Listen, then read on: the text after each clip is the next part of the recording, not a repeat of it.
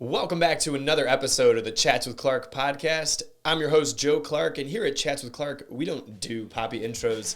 We get straight to the point. And the point of today's episode 63, is Matt Wurnig, the creative mind and the host behind the media show 50 Dates, 50 States, where he has gone on a date with a different girl in every single state. Not just once, not just twice, but 3 times. Can't believe my face is in Times Square.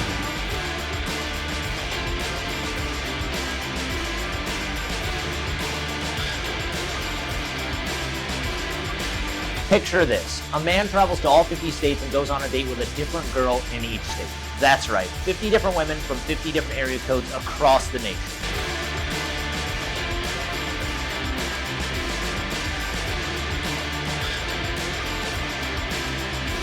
Now, who is this lucky bachelor, you might ask? Matt Wurnig, nice to meet you.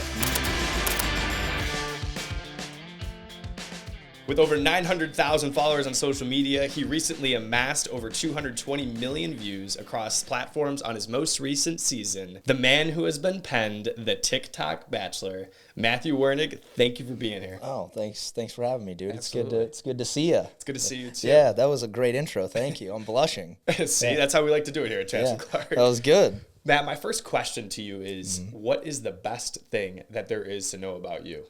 Oh man, best thing to know about me? I'd say I'm a creative, fun guy. Like I'm always looking to, have a good time and meet people, and I like to use my creativity to create unique experiences for people or do things that are a little bit differently. And I think that's probably one thing about me that I like stands out a little bit more. It sounds so spot on. And so that our audience is on the same page and kind of we lay the groundwork, will you please bullet point and overview the layout of 50 Dates, 50 States, speaking of your creativity? Yep. So 50 Dates, 50 States is, like you mentioned, a social media series where I've traveled to all 50 states, gone on a date with a different girl in every state, and started it back in the COVID days where I really used my creativity at the time, and I hopped on the dating app Tinder, and it said you could place your location anywhere in the U.S. for free when the whole world shut down. And I was like, okay. So I started placing my location all over, and I started getting a bunch of matches. And my brain was like, all right, well, you can't go, have dinner with any of these ladies. You can't, take them out or anything like that. And everybody's locked in. So I decided to go on a virtual date with a girl in every state. I was going on like 3 or 4 virtual dates a night and recording them and throwing them out there on socials. Had no idea what I was doing, but I live by the mentality of like taking massive action and figuring out along the way, and kind of the sink or swim mentality, like dive in and just learn how to do it. And so took that approach, and then 3 years later, and lots of followers and views, and or I guess like 4 or 5 years later, my bad, but 3 seasons later, and so it's been cool to see, like, to take a step back and reflect, especially after I just finished my 3rd season, and be like, wow, it's cool to see where it's gone to where it started. So, yeah. And just to reiterate, the dates have shifted since from virtual to now it's been in person. Yes. To actually experience each date. And Yep. Yeah, I quit my full-time job after I completed all of them virtually and went to go visit them all in person for in-person dates. And that was season 1. Then did it all again in bigger and better fashion for season 2. And then just with new dates. And then all of a sudden bigger and a better fashion for season 3 with new dates. So a lot of dates, a lot of travel, and a lot of fun. So, yeah. Matt, you're from small town Montana. How do you think that influenced your desire to go around and see the world? I think that going back to my creativity a little bit, since I grew up in a small town Montana, and there's not a whole lot to do. I remember you just had to get creative to have fun. And so doing that with my friends, doing that with my sister, like when we're just out in the country, kind of living and I had lived on different farms throughout my life and whatnot. And so just out in the country, like, how can I be creative and make my own fun? And so I credit me growing up in a small town and, some of these just different little farm towns. I credit like a lot of my creativity to that because it just stemmed when I was younger. And so just looking at things through a different lens and trying to be different and things like that. So that's probably what I'd say, if that helped answer that. Yeah, absolutely. Okay. Because I feel like sometimes there's this idea that you want to break out. right? So for someone that has grown up in both ways, if someone that grows in a small town, they're like, I want to go see the city, right? I mean, so many country songs are about that. I lost the girl, she left the small town. Yeah. And opposite, for people that grew up in the city, like, I need to slow this pace down a little bit. I would love to go live on a farm or do something more rural. So I was curious how that influenced you and naturally that desire. So I totally could see that being almost subliminal, but I think the creativity is spot on because, of course, you're living on the land. You're doing all of the things that are so primitive and innately developing the brain, again, even subconsciously. Yeah. And I think to your point of you saying like, oh, moving to a big city or getting out, like I think that was a big thing. It's like I don't think the world's meant to be lived in one place. And I also think I just like saw a lot of people, and there's nothing wrong with this. This just isn't how I want to live life. But like I saw so many people in my small town, like, oh, they're born there, grow up there, live there their whole life. And like, it's just, they don't really, and sometimes they'll go on a vacation here and there, but like they don't experience the world. And it's not like you have to do it in bulk like me traveling to all 50 states 3 times. But I think for me, I was just like, the world's not meant to be lived in one place. And so I just always wanted to experience new things, meet new people, kind of just push my comfort zone that way. And I think that stemmed from me growing up in a small town too. Just want to be different. How do you think, well, let's put it this way. Businesses all take criticism, right? Yep. Yours is particularly unique and taps into that creativity. How do you withstand the notion that you are, quote unquote, the Bachelor, the guy that has gone on 150 dates? I think it's obviously really like fun and cool to have that, but like, being online comes criticism, and having like a dating series brings in lots of opinions, and people's opinions on me and the dates, or our chemistry, or the dates themselves, or what we did. And for me, I just like, I know it's the internet, and I know people can make comments or say their things. And for me, I take most things with a grain of salt. And I think also I have a mentality when it comes to that stuff, and it's kind of like out of sight, out of mind. Like I don't look at a lot of my comments and pay attention to a lot of that stuff, because I think it's really common in the content creator world where if you get a video that has 100 comments on it and 99 of them are positive, and there's one mean or negative one, that's the one you're going to remember, and that's the one that's going to screw with your head a little bit. And you might think about it later in the day, you're like, man, and you're going to get in your own head, but you'll just forget about all the 99 positive ones. And I just think that's human nature. And so I just try to out of sight, out of mind, tune that stuff out, don't really pay attention to it. And of course, I'll see things here and there. And I do think there's value in, constructive criticism or feedback from a fan base and stuff. Like, I don't want to just ignore my followers and audience. Like, I think it's good to hear some of their ideas or their feedback and be like, okay, yeah, maybe I do need to shift or do this, or maybe I should try this out. Like, I do think there's value in that. But, obviously if there's people trolling or just being rude, that's one thing. But, so I think I handle it pretty well in the sense of just, sticking to my route. And another example I use is I look at a lot of that as, people in the crowd while I'm a player on the court, kind of like a basketball player. When he's, in the gym, he can't listen to what they're yelling and screaming in the third row, and he can't let that affect his game and what he's trying to accomplish. And so that's kind of how I view it too. Absolutely. To use that analogy, just last week, Draymond had an interaction with the fan, Draymond Green, right, of course, and it's so fitting. Of course he did. Yes. There's a degree to that where, for example, like you're saying, if Draymond's missing shot after shot after shot, and the fan's like, hey, maybe pass the ball, dude, which I don't know what the case was. I'm just totally making this up. But there's a value in him listening to that. So I think you're right. And your case, you do need to acknowledge what the audience wants, right? Just like when you're selling a product, if it's not selling, it's how do you negotiate or how do you navigate through, okay, maybe I should implement this, and then also staying authentic to your own vision? Yeah. I think it's just important to take a step back and be like, okay, why isn't this working, or why is this working? And then, double down on what is working, and then whatever isn't, it's like, okay, how can I pivot? One of my favorite quotes from Matthew McConaughey is he said, basically in life and in business, you have 3 options. You could either persist, pivot, or concede. And so I am relentless. I'm very stubborn, and I'm very driven by what I'm trying to accomplish. So conceding is not an option for me. It's just okay, how can I persist or pivot? And those are kind of the only 2 things I think of. And it's okay, if this is working, let's just keep rolling with it. Or, okay, how do I pivot? And is that because of something a follower or a friend or family member mentioned and said, hey, have you ever thought about doing this? And then it's like, okay, like, yeah, that's interesting. Or, you know, is that just like, okay, I appreciate that, but that's not really how this is going to work with my series or what I'm trying to accomplish. So it's just like being confident in what I'm trying to accomplish and in the vision I have for the brand. And I do think there is like, and I've tried to work on this just as like being a human being, but sometimes I feel like, you know, we can learn from anybody, and they don't have to be an expert in that field, where sometimes I want someone to be like an expert to give me that advice. For example, like I don't want to go to a car mechanic who's never worked on a car.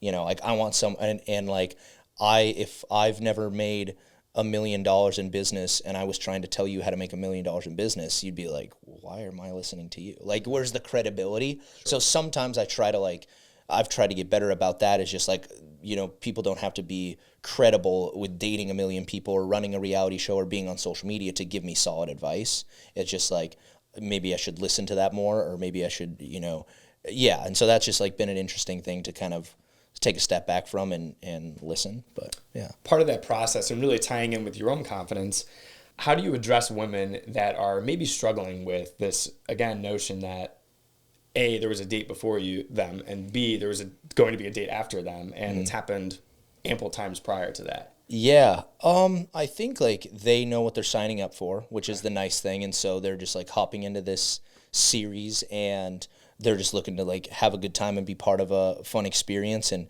maybe be part of a new experience they've never done. Like when I have me and my dates plan things out, and it's kind of a tag team effort, but I love doing things that's either one of two things, whether things that they've never done before, and so then it's creating a new experience for them of something they've wanted to do, hot air ballooning, zip lining, etc., or their favorite things to do, and then for them to show me those things. You know, it's like, oh, I have to take you to my favorite Italian restaurant or the local diner down the street, or my parents own this bar and we got to go there, or whatever it is, sure. You know. And so I think the girls look at it from that perspective a lot, of like they don't really mind if I'm going on all these other dates because they signed up for this and they just want to be part of a fun, cool experience. Now, I do think like after the date, that's where it gets tricky. It's like, oh, if me and this girl had good chemistry, good banter, and that progresses, my series, the way it's formatted, is just a little tough, because if I have a connection with a girl, date state 20, and that was in the beginning of June, and I'm not wrapping up the season until September, it's like that's a lot of time. Absolutely. Between then and there, and that's a lot of more dates I've gone on, and it's just like, it's kind of hard to, and like she's living her life, so if, you know, guys pop into the picture for her or other relationships, whatever, like, you know, I'm still going on dates, so it's like tough to kind of keep that connection alive when it happens early on with my series. But what about personally, Matt? If I were in your shoes, I would imagine there's a sense of difficulty when you find someone outside of the show that you're like, oh man, I'd love to go on a date with this person, and you've got all that on your shoulders, you know. You're almost are expected to be the expert that you aforementioned. Sure. And also B, there'd be a little bit of, man, like I would wonder as the girl, what separates me apart kind of thing. I would imagine maybe that would keep it interesting. Yeah, I think it's you know, when I go on a date with a girl who's part of it or not part of the season, like I think with what I do in my series, there's so many questions that can be asked with it. Like, oh, have you ever had really bad dates, really great dates? Have you ever had really good connection? Like, who's your favorite date you've ever gone on? Like, I saw you went skydiving in Hawaii with a date. How was that? Like, there's so much to unravel on, like, the date, like, love chemistry side, and also, like, the business branding side, the follower social media side. So, like, usually when I'm on a date with a girl, I think, like, there's a lot of questions asked towards me, which I enjoy, like, because it's, you know, it can just create conversation. It's pretty natural to talk about and everything. But there is, like, there is this expectation of, I think of, like, oh, this has got to be, like, a really good date or a really fun time because I'm the guy who goes on all the dates and all that stuff. And so sometimes the expectations is a little weird. And one thing I always say for people going on dates is, like, don't set expectations, because often it's going to lead to disappointment. But going on dates with girls, one thing that's, like, been interesting is Like I think a lot of girls think because I go on all these dates and I have a following and stuff, like sometimes they think I'm just Mr. Moneybags and whatnot. So there's like an expectation there where they'll try to be like, hey, we should go to this 5-star restaurant. We should do this, and this. And then I'm like, well, I don't know, that's going to cost $2,000. So I don't know if I want to do that on a first date. Like that's just like, that's like insane to think about. You think about people who go to work every day and like it takes a lot for them to go out to dinner and drop $150 at dinner for 2 people. And it's like, yeah, like, $2,000 on a date sounds fun, but like I have budgets to follow and things like that. So sometimes that's a weird expectation that girls will like try to really milk it for what it's worth and get like the absolute best thing ever. And I feel bad that like I can't, in some dates, get a crazy bizarre experience and some don't, but it's just, that's more on like the business side of things. Oh, did I get things comped and collaborated with here and I couldn't get it there? Did I already have this planned and booked in another state for another date and I'm not able to do it in this other one? Or are we in a big city where this is available, but we're in a small town and we have to be a little bit more creative? And so, yeah, that's like always an interesting thing, I guess, too. But You've done this a handful of times. What is your goal every single time that you set out on a date? Just to provide a good experience. I just want them to have a good time. I just want, at the end of the day, like, whether we have good chemistry, whether we have, whether love is in the air, is just for them to walk away from the date and be like, that was fun. Like, I had a good time and, like, I made them smile. And that they're just like, yeah, I enjoyed that. Like, I think that's always my biggest goal. Ultimately, I think that that's almost everyone's goal. Yeah. Consciously or subconsciously. Sure. Because if you're diving into a relationship with someone, you want to A, enjoy their presence and have a good time with them. Yep. And B, I mean, ultimately, like for me, I would want them to push me and to be able to push them, and this notion of walking each other home type of ordeal. So for that to be the goal right off the rip makes total sense to me. And it's a tie back into the basics of what we all want as humans. Yes, 100%. Like at the end of the day, I've said this a bunch in the past, but like at the end of the day, we're all just people, and we're all not that different in ways. Like you and I, we might like different music, but you and I, we like to have a good meal. We like to have a good drink. We like to have a smile on our face. We like to laugh at a funny joke. And so I think if you can ignore all this like extra stuff that makes us different and just get to a human level of like just being comfortable and fun and having a good time and experience, I think like that's where people can really connect. And then,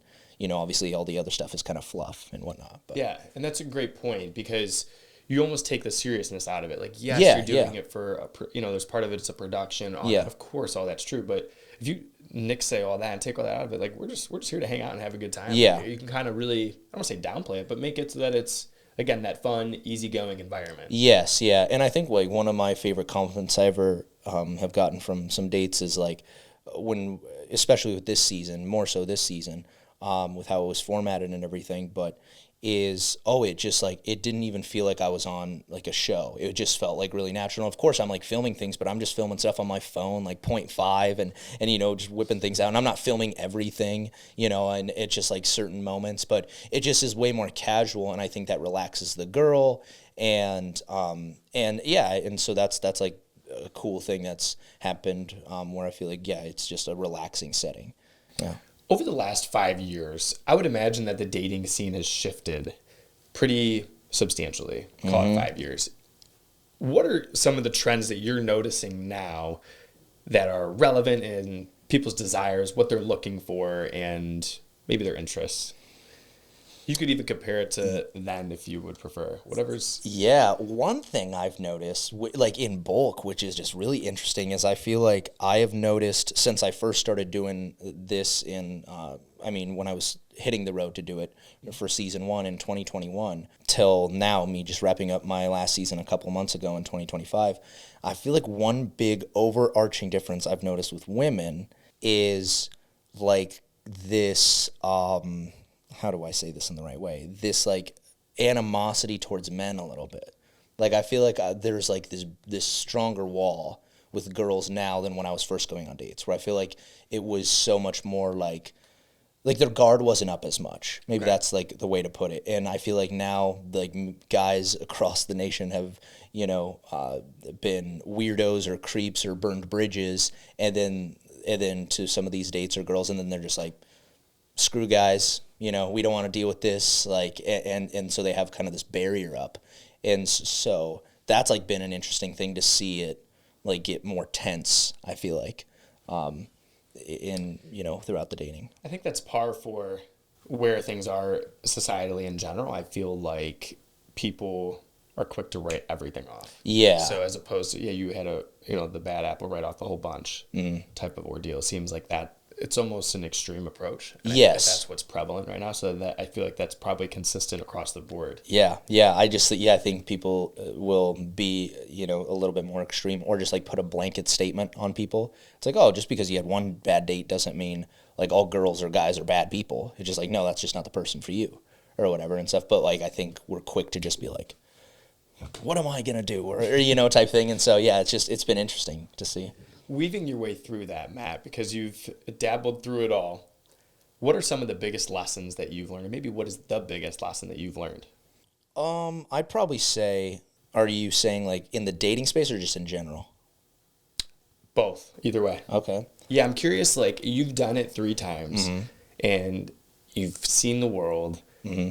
There's got to be some real big takeaways that you have from interacting with that many people. Yeah. And then also adding even just the slightest touch of romance. I feel like we learned so much from the people that we're closest with. Yeah. So you had a flair of romance in there. Yeah. There's going to be some lessons that have really stood out to you. Yeah. I think from like kind of 2 separate answers to this. I think from like the business branding, like putting yourself out there side, like the number one thing is just believe in your ideas. Like it's just like, when I first started this, a lot of people were not in my corner or saying why I shouldn't do this, or, oh, it's not smart to leave your full-time job and travel the U.S. during COVID in my old 2001 truck that had over 200,000 miles on it. So, like, there was a lot against me, but I had the mentality of, like, everybody was looking at it on what could go wrong, but I looked at it of, like, yeah, but what if it goes right?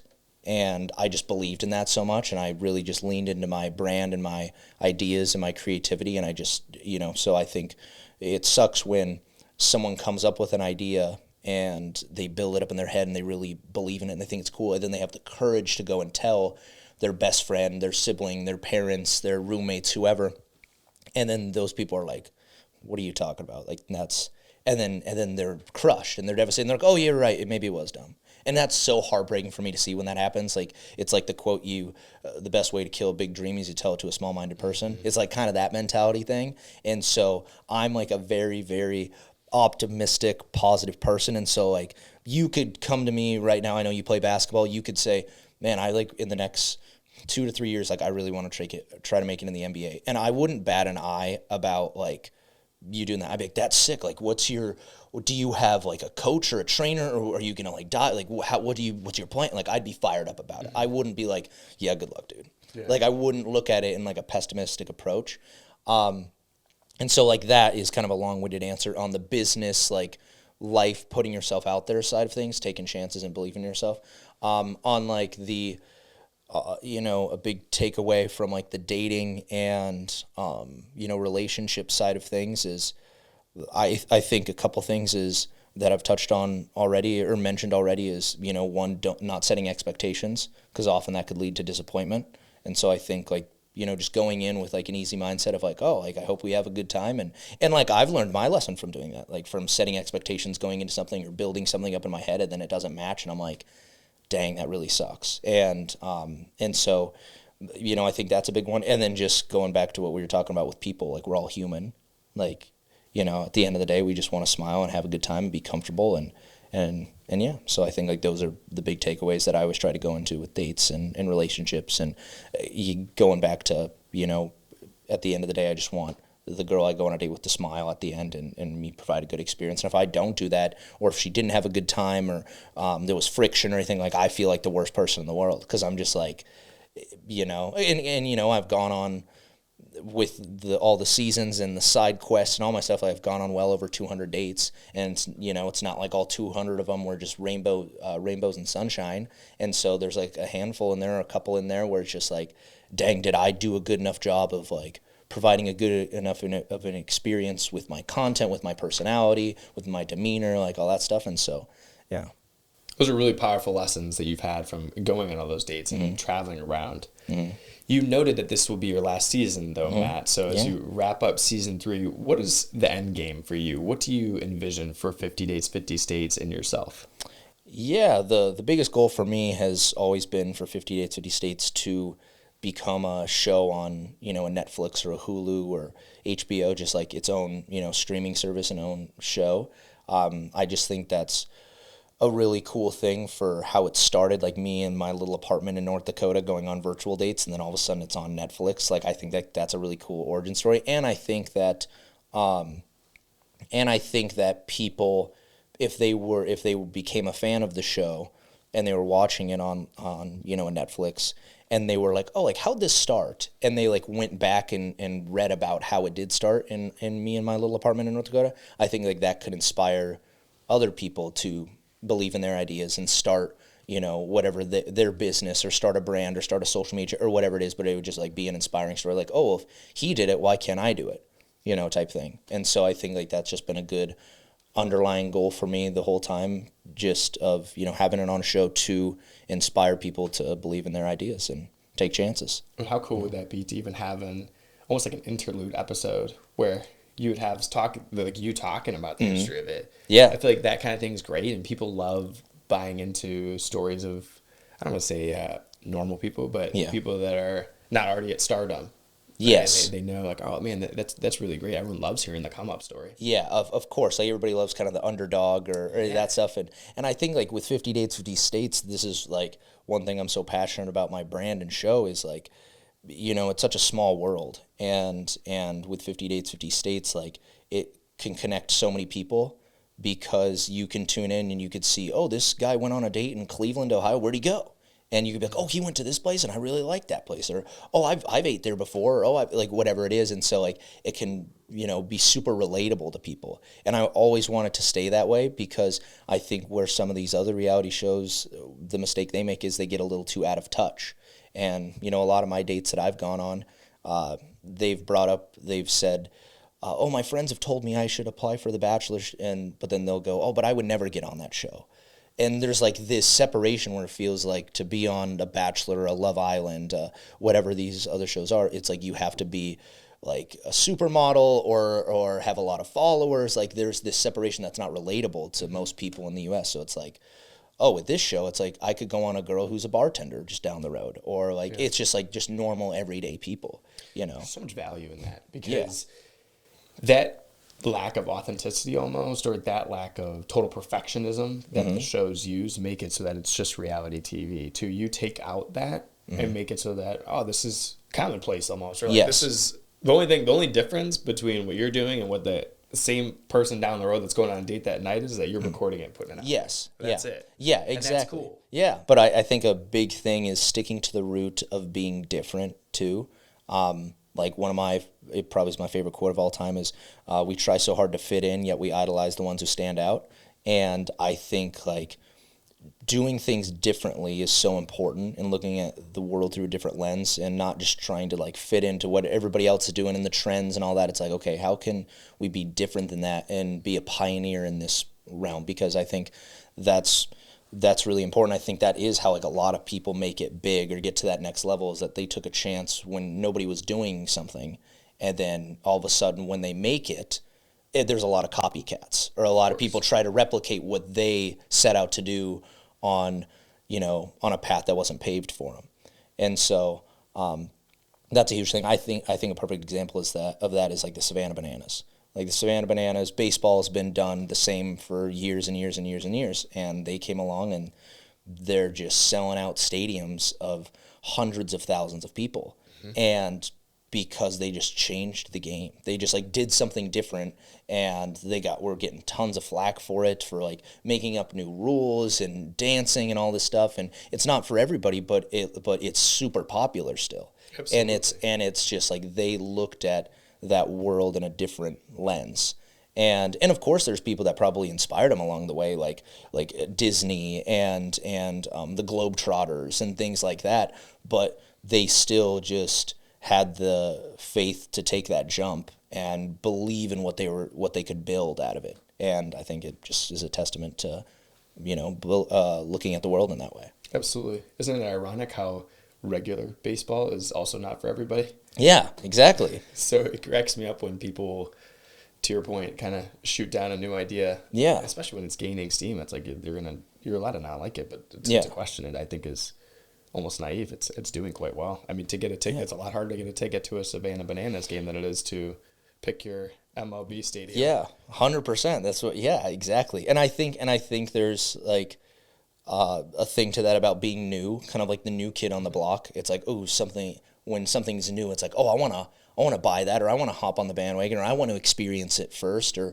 I want to put that on social media and show people that I've been there, or whatever it is. It's like, and that's with anything. That's with like when a new iPhone comes out, people are going nuts, and it's like, is there that big of a difference between this one and this one? But like people want it first. Or I remember back in the day when I haven't paid attention to it as much now, so I don't even know what consoles they're on. But when like a new PlayStation or Xbox would drop, I remember, just like the dudes that were in line at GameStops and Walmarts and just like trying to get their hands on it. Like it's kind of a different world now with online shopping and everything. But yeah, like people just want to be first to get something that's new or see things. So I think, another thing with creating things that are new and exciting is just like keep building that anticipation, a new audience and things like that.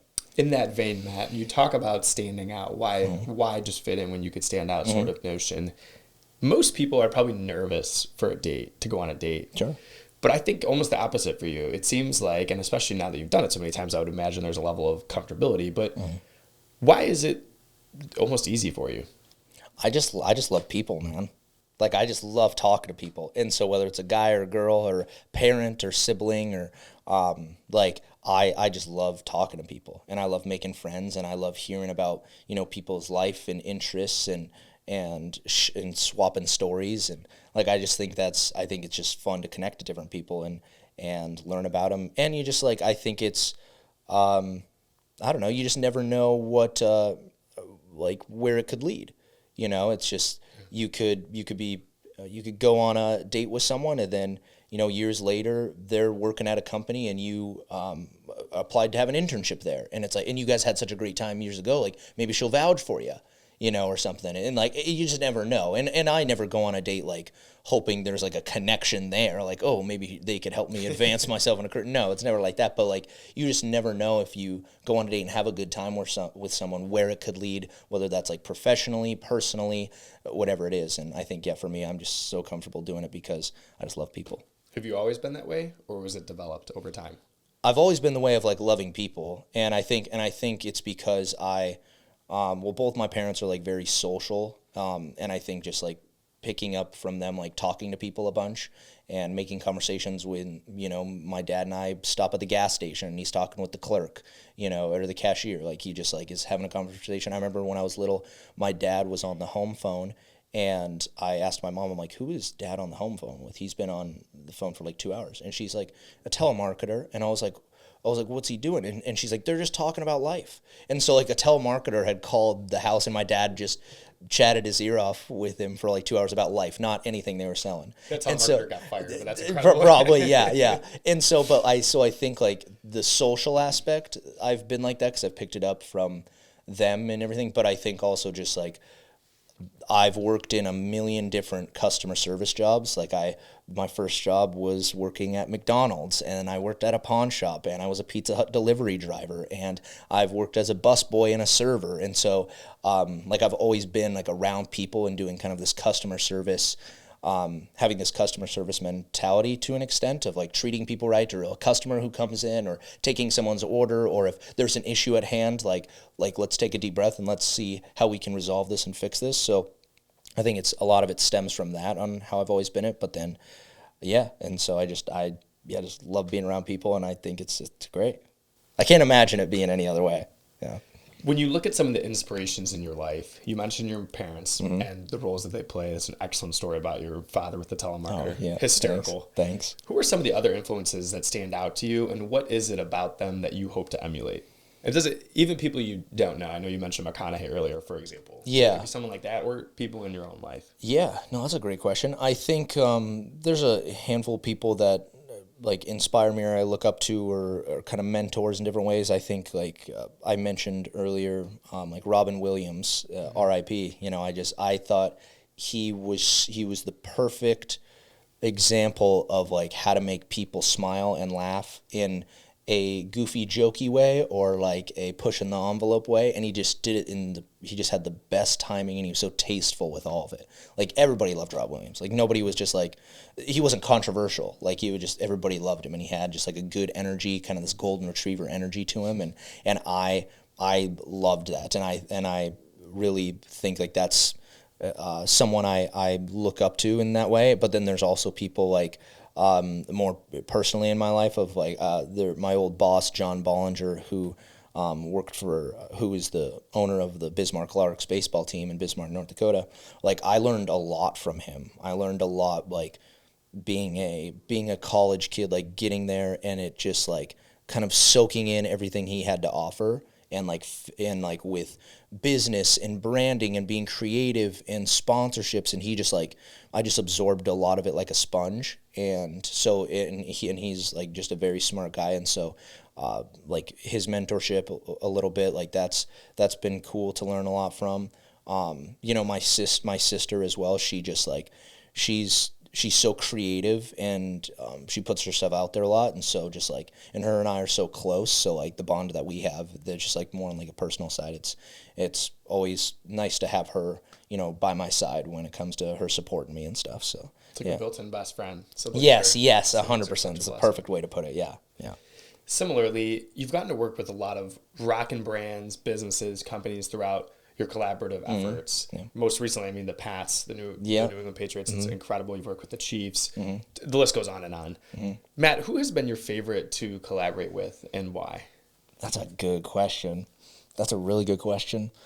Man, I you know, because I like some for different reasons, right? Like I collaborated with Go Jump Hawaii, which was like skydiving, and I was so nervous to do that, but it was pushing the comfort zone, and like going skydiving on a first date in Hawaii is like an insane thing to think about, and so that was like a really cool experience wise. But like when I did my collaboration with the Kansas City Chiefs and Hallmark, it was kind of a dual collaboration, and I that was really cool because it was like a full weekend. It was like, oh, they had us go into the Thursday night football game, and then we had like a private Friday brunch with all these other like celebrities and couples influencers and stuff. And then Saturday we had the red carpet movie premiere. And so it was like, it was more at length, and they just did everything so professionally. Like that was super, super cool, and I appreciate everything they did for us. And you know, that I'd probably say that one was probably my favorite in terms of like the depth it had and all that. But yeah, you know, there's when I went to the Golden Retriever Dog Farm in Vermont, like that was awesome. Yeah, and like the content was really good from it, and it went ultra viral, and it was just such a unique experience, like not something that you can just do everywhere. And so like that was so unique and awesome. And yeah, so those have been, you know, a handful of ones, but I mean I could just go for days on like all the ones I really like. But yeah, the collaborations are so great because they just show us a different side of the world, and you get to work with people and have these new experiences that are just great. Yeah. Like that, like a dog park with all these cute dogs. I mean, those videos were incredible. Yeah, thank you. I appreciate it. Well, no, it's really rewarding. Like I named off some of those big things, but it is rewarding when I do a collaboration with some, like maybe a small coffee shop or like something like that, because I'm not looking to like make a buck off, you know, a small mom and pop shop or anything like that. And so if me and my date could come in and they give us coffees on the house and I can promote them on social media, and it's like something unique that's like worth the content and whatnot, it's cool for me to see if the video does really well, for like them to get that love. You know, I remember I did a collab with it was a speakeasy bar in Minnesota, and it's called the Brass Hat, and I went there and I highlighted their old fashioned in a chest. I remember this. Yeah, like smoke coming out of it. It's very impressive. Yeah, you open the chest and it's just like all this. It was so cool. And that place, I remember I made that video when they had like first opened, and that video went viral. And the owner had texted me, and he was just like, "Dude, I can't thank you enough. Like your video, people are coming in left and right, and we can't we can't keep up with the amount of old fashions people want. And Let's so, go. and it was just like a great, like, it was a really good feeling because I felt like I was helping a new business that started, you know, Yeah. and so I've had a handful of those testimonials and stories along the way. And I think that that's a really cool thing too, aside from like the big, you know, established brands that everybody knows, like the Chiefs or the Patriots or the Celtics and stuff. It's like, you know, the other small ones are cool and rewarding. That's so valuable on a personal level. Yes. You're really directly impacting. I mean, the Chiefs are going to be good with or without you. Yes, No 100%. No, yes, 100%. Yes, exactly. You kind of highlight something that I really wanted to touch on. I mentioned in your intro how well you've done on social media. I mean, these videos boom, and that story about the brass hat is great testimony to that. What has been the secret sauce to being able to just do rockin' numbers on social media, TikTok, Instagram, and your YouTube did well when that was the avenue on social media in general? Yeah, I think it's really about like consistency is huge. Just like constantly getting the reps out there and like throwing. I think, you know, one thing I live by in social media is, you know, you throw enough darts at the dartboard, sooner or later you hit a bullseye. And so like I think that's a huge thing. Just like keep throwing things out there, see what works, see what doesn't. Going back to what I said earlier, like double down on what does work, type thing. And yeah, like I've learned a little bit about. There's one battle that I always kind of faced, and it was like, what is better, like quality or quantity? And so I think for me, I would say, in my opinion, like if you're starting out, it's quantity. It's like get the reps out there, put clips out there, get people to know that you exist, that you have a brand, that you have a show, you have a series, whatever it is, and just like really get yourself out there. And then once you've kind of got an audience established, it's like, okay, shift to quality. Be like, okay, let me keep these people here by making the content like suitable and fittable and things like that. But yeah, it just depends on you know, what kind of content you're creating. But I think to me, it's just staying consistent and trying to be creative. You know, just trying to like there's so many people that have millions of followers or hundreds of thousands of followers, and all they do is trends. And so they have an audience, but there's not like a connection with that audience because they just do trends, and it's like, oh, haha, like and scroll, but they don't know anything about the person or the human being. It's just, and so I think that's another important thing too, is looking at social media through like the lens of your favorite character on a TV show. Like if you watch Friends, if you watch Seinfeld, if you watch The Office, whatever it is, and you have a favorite character on there, there's a reason for it. It's you like their personality, you like their look, you like their style, whatever it is, but you like feel like you kind of get to know them, and that's why they're your favorite character. And so I think applying that to social is important too, like trying to be you know, someone else's favorite character in a way and showing that side of you. You are adding yourself to it. Yeah. Even with those trends, it's funny you mentioned that. I was thinking earlier, I was like, you know, all these things that go viral, it's because if you're doing a trend, they add their own twist to it. It's if you just do the same thing, rinse and repeat as all the other parts of the trend, yeah, it's not going to set you apart. Yeah. It's the ones that do it with just a slight twist that still follow the trend, but then add their own flair and add that authenticity. It's like, oh, you know what? That is still the trend, but that's Matt's version of the trend. Yes, yeah, example, yes, yeah. Which is really great. Yeah, I think that's a fun way to grow, is definitely like, yeah, how can I make this trend, but yeah, do it in my own unique twist or way. Like I think, yeah, you hit the nail on the head with that. And obviously the ingenuity of your show is, again, like we talked earlier, so unique that adds an element to it as well. Yeah. I mean, that's innately interesting, and people are drawn to that, and it is different than The Bachelor. All of those sorts of things really play in your favor too. Yeah. How do you I mean, you're a one-man band, right? Like, how do you manage just doing all of that? You're on the date, you're recording everything, you're editing it, you're doing numbers on social. It's a lot. Yeah, there's a lot that goes into it, a lot. And like, that's one thing I don't think a lot of people understand is like it's basically just I'm building my own reality show, you know, and I don't have a whole production team. I don't have agents and managers. I don't have like, and don't get me wrong, I've had people along the way that have helped me out in different ways. I haven't got here alone or anything, but I think for me, I'm just so passionate about it, and so it doesn't feel like work. And I also think I look back to the jobs I've done of working in McDonald's and being a Pizza Hut delivery driver and pulling weeds and bussing tables, like kind of some of these grunt jobs. And I look at that as like hard work. I look at that as like making $7 an hour, being a cashier at McDonald's, working a 7-hour shift, like that's a long day and that's a tough thing because it's you probably, unless you're really passionate about doing that, but like I'm sure most people probably look at that job like, oh, I got to go to work today, and so I'm like, I'm literally traveling, going on dates, having cool experiences, and making videos to highlight that, like, I can suck it up and, deal with this. Because I've done those jobs. Yeah. And this is just so much more fun and fulfilling to me. And it's cool because I'm doing it, like, it's something that works towards what I'm trying to accomplish. Like, I think that's one thing I've learned with doing this is I think it would be really hard for me. Like, if my content career came to an end tomorrow, I think it would be really hard for me to just jump into like a corporate lifestyle because in my head, I feel like I'm just working towards someone else's goal and dream and ambition. And since doing 50 Dates, 50 States, I feel like I'm just like, I like doing something that will benefit me and in the long run too. Like hopefully one day it's just like, oh, this could be like a generational thing. And it's like, oh, if I have kids, it's like because I took these chances and stuff, it sets up like my family for success and all this stuff. So, yeah. It's funny how when you're working on something about yourself, it's so easy to just knock it out and get focused. Yeah. I mean, I think about videos that I've made. If you're making a personal video, it's like, oh, I could dive in and just really get focused on this. But sometimes when you're making a video for someone else, it's like, all right, I'll get it done. But yes, 100%. And with that almost comes an element of the reflection piece. Mm-hmm.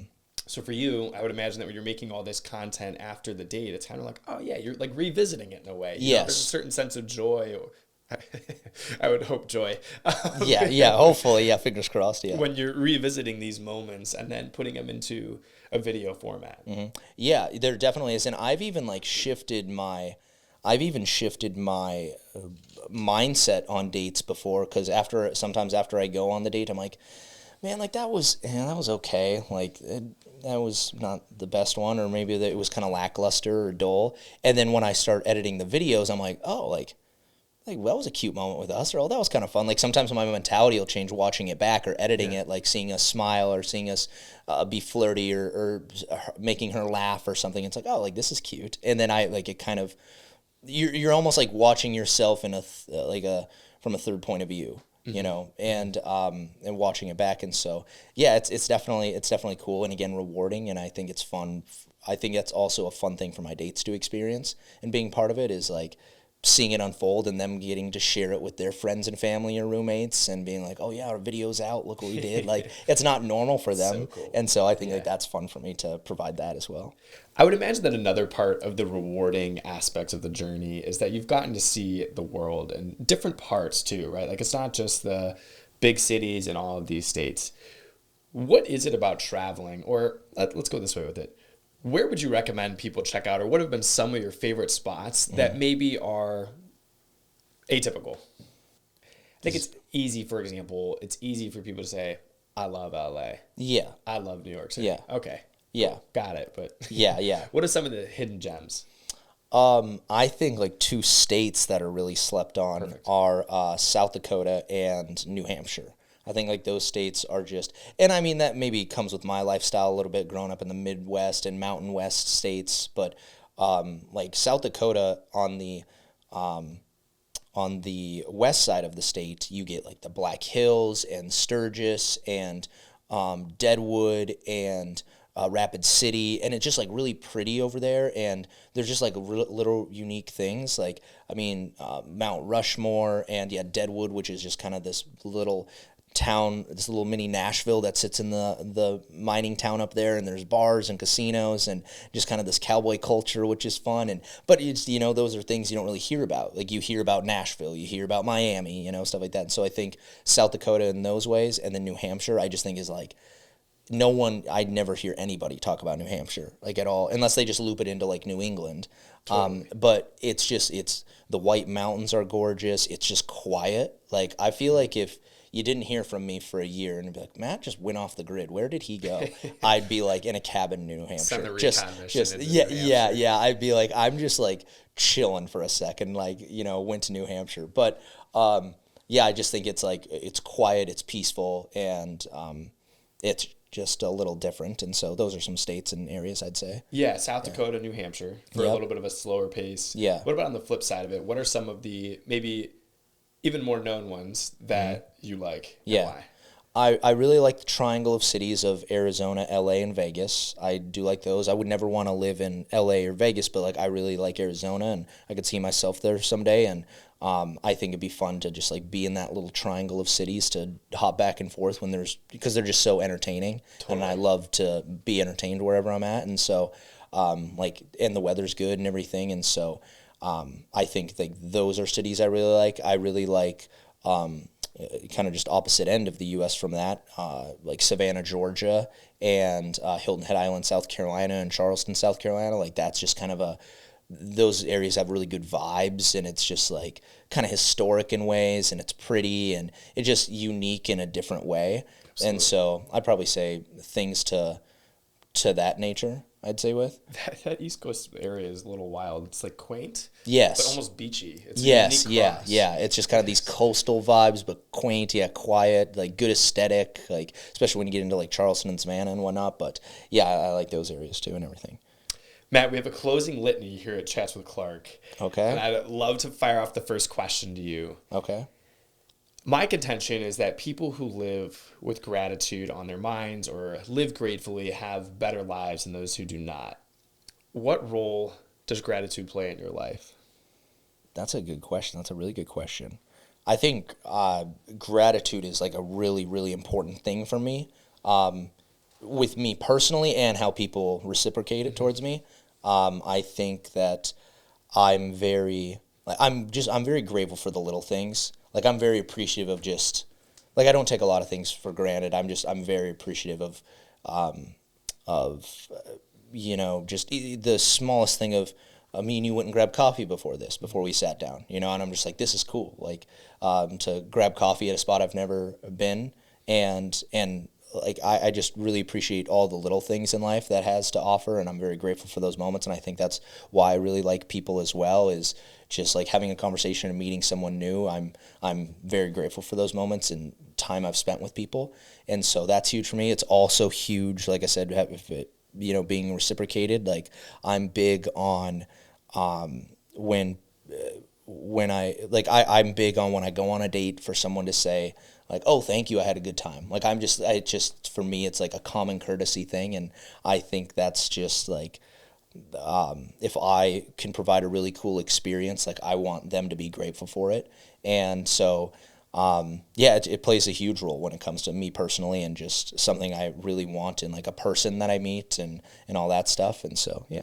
It's like a simple recognition for the efforts that go into it. Yeah, yeah. How intrinsic is that to the Midwest, right? I mean, I think that's common to hear about people from our neck of the woods. Yeah. The Montanas, the Minnesotas, Yeah. Michigan, Ohio, all those states and areas are just kind of similar in that regard. People are raised on that. Yeah. And are definitely personal. And Yeah.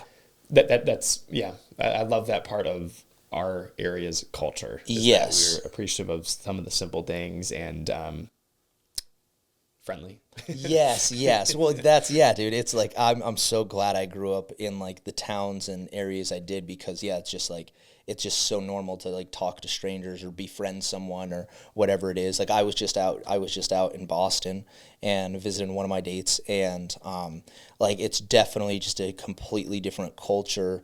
Because when I've been out to the East Coast, it's like, pretty quick. And I've known throughout my travels of being out there that like upper East Coasters are a lot more like blunt and short answer and just like more on that regard. And but when I spent a little bit more time up there, like it was very interesting. Like me and my date, I remember they had like a door dasher who came to the door, and I saw him come up, and so I was just like, oh, I'll open the door and say, hey, how's it going, and grab the stuff. And they looked at me like I was crazy for doing that. They were like, what? Why are you talking to him? And I was just like, what? Like, what? But like for me, that's just like how, that's how my brain worked in that way. But they just like, in the East Coast, a lot of like the upper East Coast, like, and it's not that people aren't friendly. It's just that they're just kind of in their bubble. I used the example, talking to my date, I said that I feel like a lot of people, and I guess specifically to Boston, I felt like there was this why wall. like, why are you talking to me? It was kind of like that versus just like, oh yeah, we're talking. It was like, oh, why are you saying something to me, or why are you saying how's it going, or why are you being friendly? Like, there's kind of just this barrier there, which is just so interesting to me. Like, that's just not how I am at all. Like, if someone comes up to me and is trying to talk, or if I'm coming up to them to talk, like, it just, in the Midwest states and in those areas, it just seems very, like, common courtesy and very natural. And even, like, the Southern hospitality, it's kind of like that too in the South and everything. Yeah, and so, yeah, it's just different, state to state and areas to areas. That, it almost seems task-oriented. Mm-hmm. And that's how I've always thought about it. And that's, again, not a bad thing. Quick disclaimer on this while we're having this conversation. This is not to say anything is better or whatever. I just appreciate the friendliness. And I think that when you grow up in that, you get so used to it. So some of the, my opinion and Matt's opinion, I guess, brashness that comes with the abruptness of the style is a little different. But my thought was that it's task oriented, which would align cohesively with your idea of asking why. Everything is, if someone's talking to me, there's a task, there's a goal at hand. So why are you talking to me? What is the goal? Right? Yeah.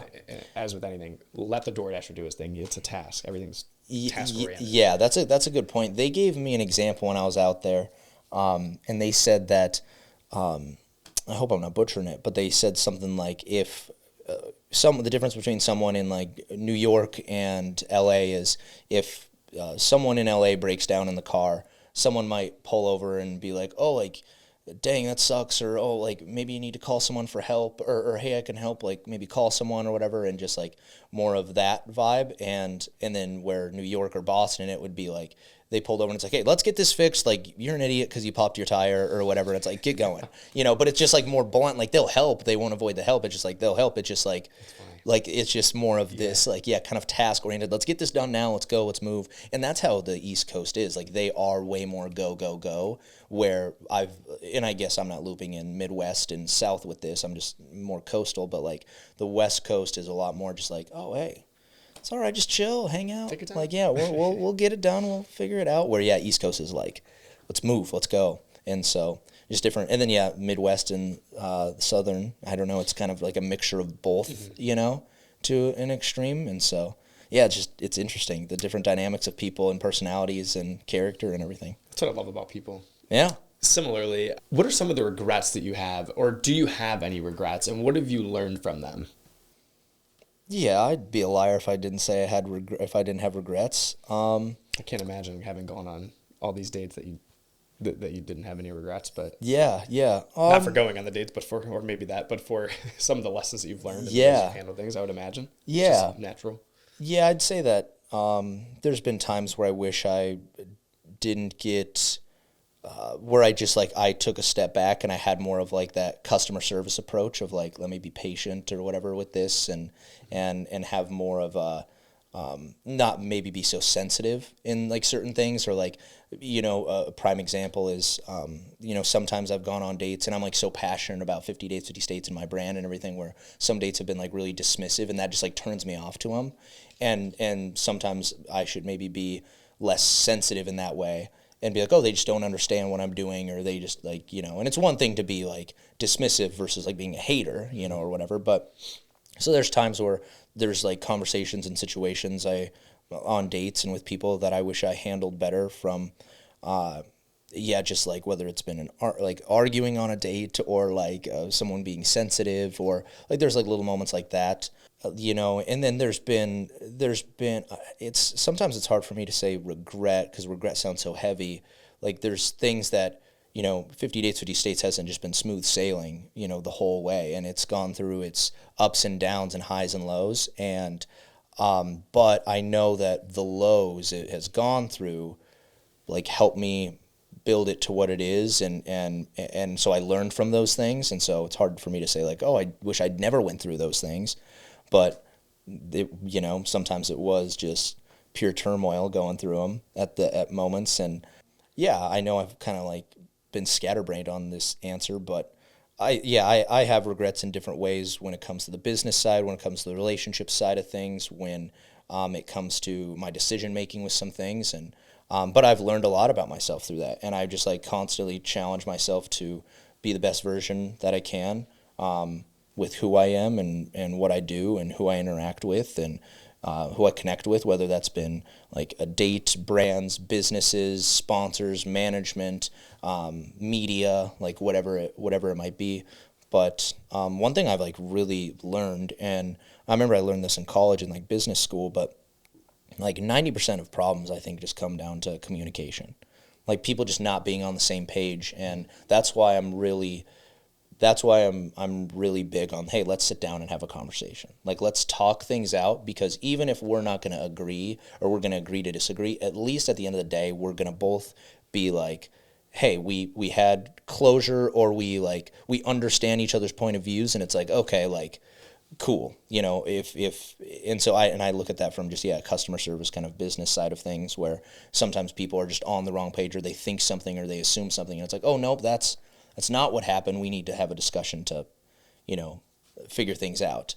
And so another thing, I think this is more, I guess, I don't know if juicy is the right word, but on the regret side is like, with each season of 50 Dates, 50 States, drama arises in different ways. And so it's like looking at how that drama arose, and was it like, what could I have done better in those situations? Like, what could the other person or people have done better? And so like those things have taught me stuff about just like women, and then just like handling conflict and drama in like an internet space, which has been like an interesting thing. But yeah, in a world of so much communication, it's funny how ineffective we are at it. Yeah, it's an incredible lesson there. Yeah. In those times of turmoil and in general, I think it's very important to have something on the calendar that you're looking forward to, because I think it adds a sense of excitement, a flair to life, and a zeal for whatever that thing is. Yeah. And it's something I've always tried to embody, and Jesse Itzler is so big on that. I think when he talks about it, he nails it, and I highly encourage you to check it out, and our audience to check it out if you have not. But Matt, what's on your calendar that you're looking forward to now that you've wrapped up season 3?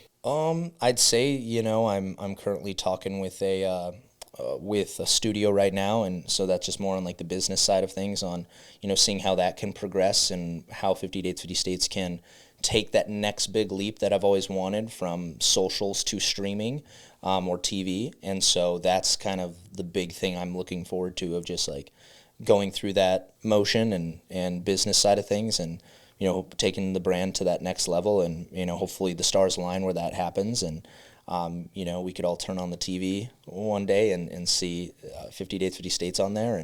But time will tell a little bit with that. And I've been in that world a handful of different times with different production teams and studios. And there's just, it has to all kind of perfectly align.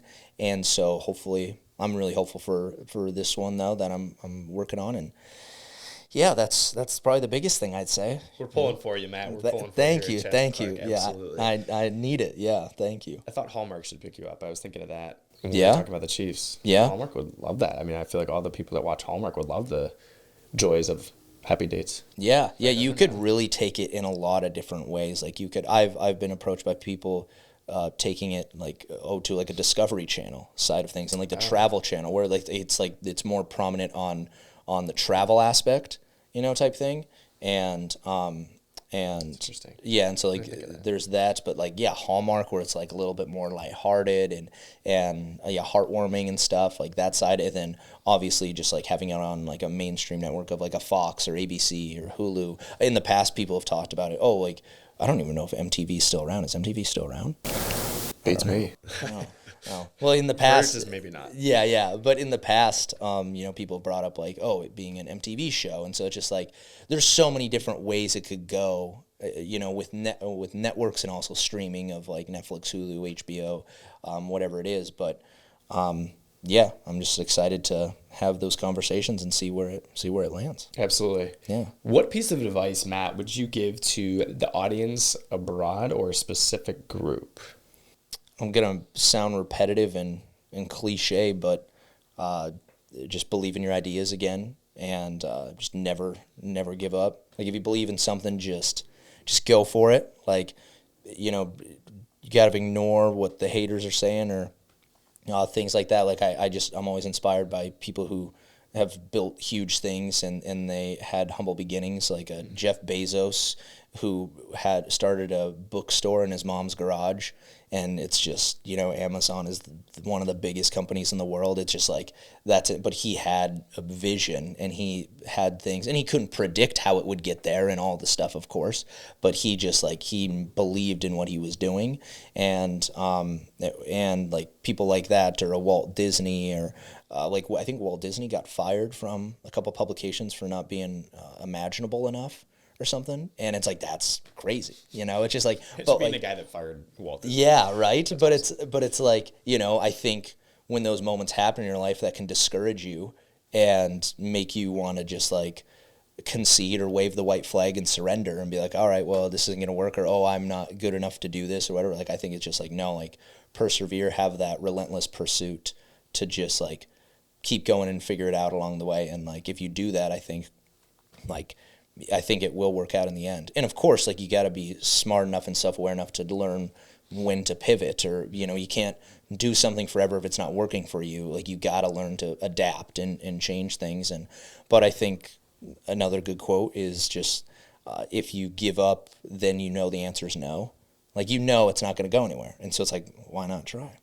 And like, see it all the way through, Yeah. So yeah, that's what I'd say for the audience. Pivot, never concede. Yeah, absolutely. And I'd say, sorry, I know you were about to say something, my bad. I'd also say, like, just from more of like a people, like handling with people, like, always encourage, never criticize. I love that. Like, just awesome. like cheering people on, because you just never know, like, when they might need that, or what they're going through, or again, kind of going back to how I said, like, if they have a big dream in their mind and they have the courage to share that with their friends or roommates or peers or whoever, coworkers, and then it gets shut down, it's like, dang. But it's just like, encourage people and support them. So, yeah. I love that. Everything about your brand is uplifting and encouraging and brings out goodness. I think that's really a great testimony to you, Matt, and what you've continued to build and are building and have built. So, well, thank you. I appreciate it, man. You're also a big believer in the quote, the gift of goodbye. Yeah. Is this... yeah. I'm sure you've learned that in plenty. Is this the end of Matt Wurnig's face for 50 Dates, 50 States? I don't know. I don't, like, for me, doing the dating and traveling, yes, like 1,000%. Third time was fine with me. Third time's a charm. I'm all good there. So, no, definitely I'm hanging it up when it comes to me hopping on the road and going on dates. In terms of like me removing myself completely from the brand of like, being a face of it still, I don't know. I think it just depends on how things float and go with, studios or a TV deal or getting it to that next level. It's like, if could I be the host of it? That'd be awesome. That'd be really cool. But, if I'm not married to that, and that doesn't have to be the thing. If there's someone who's a better fit or that would bring in more eyeballs to the show, like, do that. But yeah, no, I'm definitely like, I'll continue to work on the brand and everything and whatnot. But yeah, the gift of goodbye, that's always an interesting lesson, with different things and everything. But we're never prepared for that in life. We're never prepared for the goodbyes that have to happen. Yeah. I don't think. I think it's something that you never, you're not prepared for. You only learn from it happening. And that's tough. Yeah. There's not a ton of things in life that are like that. I mean, of course, experiencing anything is the best teacher, but a lot of chances you get to redo that goodbye. For sure. Well, and I think that like that lesson applies for a lot of people in, to not be uninspired, whether it's like in your personal relationships or whether it's like business, or like, if your boss at work is treating you really poorly or just like neglecting you or demeaning you or discouraging you, it's like, don't waste your time trying to, like, for months and months and months to fix that or develop it or whatever. Like, you have the gift of goodbye and know your self-worth to be like, I need to remove myself from this situation. I need to go work somewhere that I am valued or I am appreciated, or, and same with a relationship. Like, don't spend the time with someone who is just exactly what I said about the boss, like, who's demeaning you or who is or doesn't appreciate you or you know, or you guys just don't have good chemistry or whatever, like don't force it, you know, type thing. And it just like have the gift of goodbye. And also just if there's like a rejection level, it's like, and this is maybe me where I'm motivated by these things. But it's like, okay, you didn't want me then, you can't have me now type mentality. And I had talked to you about that, about Barstool and everything. And like, I'm very strong on that when it comes to a lot of different like production teams that have, you know, not fulfilled what they said they were going to do in their promises. And that motivates me, you know, and it's just like, all right, well, you'll see. Yeah. You'll see what you missed out on. Yeah, you know, it's the guy that fired Walt Disney. Yeah, exactly. It's like I'll show you. And so like that's kind of my motivation. Where some people though, they won't have that mentality and they will just like hunker down and be like, that's it. Yeah, and they let that eat them alive. But no, you got to just figure it out. Matt, this has been excellent. It's been great, dude. I hate to say goodbye. Oh, yeah. But that is the last where we are for episode 63. It's incredible. To our audience, all of the links that you need to check out Matt Wurnig and 50 Dates, 50 States will be in the description below or in the pinned comment if you're watching on YouTube. Definitely hit that subscribe button if you had not already. We don't want this to be, again, a goodbye from all of you. We need this to keep going, and I appreciate all of you for tuning in and listening. This has been another wonderful episode 63 of Chats with Clark. I'm your host, Joe Clark, signing off. Thanks for listening. That's awesome. Let's go, baby. That was good. That was great, man. Thank you.